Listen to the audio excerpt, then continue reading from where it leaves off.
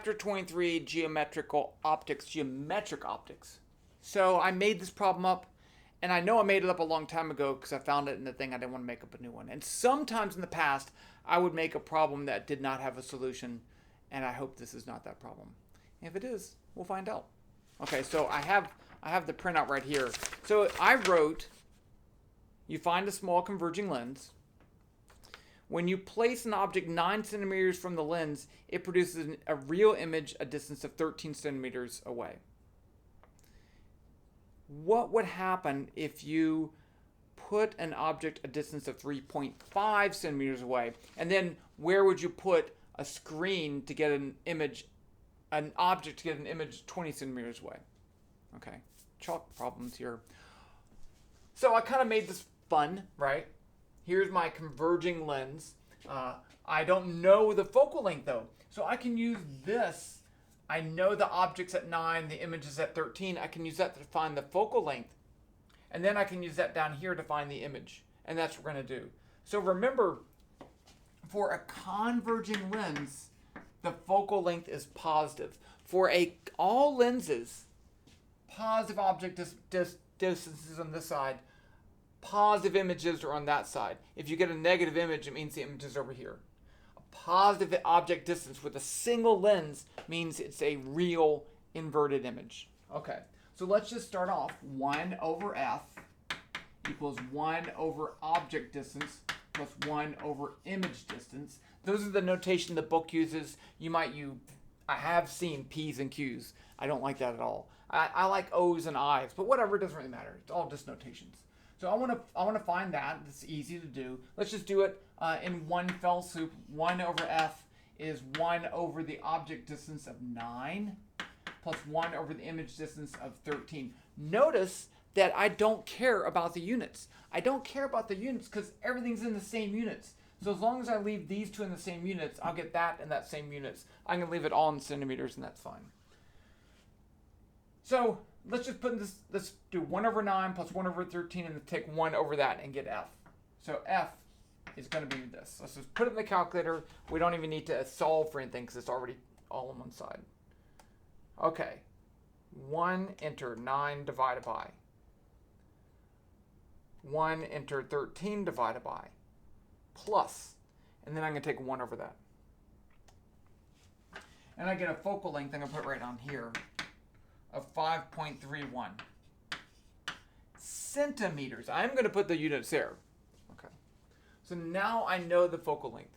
Next part, I can go over here. If the object is at 3.5 centimeters, then what is the image distance? Well, we're just going to do the problem again. So let's go back up here. I want to solve for the image distance. So 1 over image distance is going to be 1 over the focal length minus 1 over the object distance. If I put that in, I get 1 over the image distance. It's going to be 1 over the focal length, 5.31, minus 1 over the object distance of 3.5. So let's just put it in our calculator. And again, we can do this all one fell swoop. If you're careful, just make sure you do the order of operations correctly. I have a nice RPN calculator, so it makes it easy. But you know your calculator, and you get proficient with your calculator. So I have 5.31, 1 over 3.5, 1 over minus, and then 1 over. And I get negative, let's put it right here, negative 10.27 centimeters. So what does that mean? Well, I know where it is. It's over here on this side, okay? And since it's negative, it's going to be upright and a virtual image. So let me just draw that real quick and show you what that would look like. Here's a very simple diagram, array diagram. So here's my focal point right there. Here's another focal point right there. And imagine I have my object right here. So I can draw a light ray coming this way, and it's going to pass through the focal point. And if I draw one going straight through the lens, it's going to go this way. And then they never cross, those rays never cross, so I could trace them back. This is not to scale up here. And that's where that image is. It's on the wrong side. It's a virtual image because the light rays never cross, and it's negative, meaning it's on this side. Okay, next part. Suppose I have a screen 20 centimeters away. Where would I put the object? I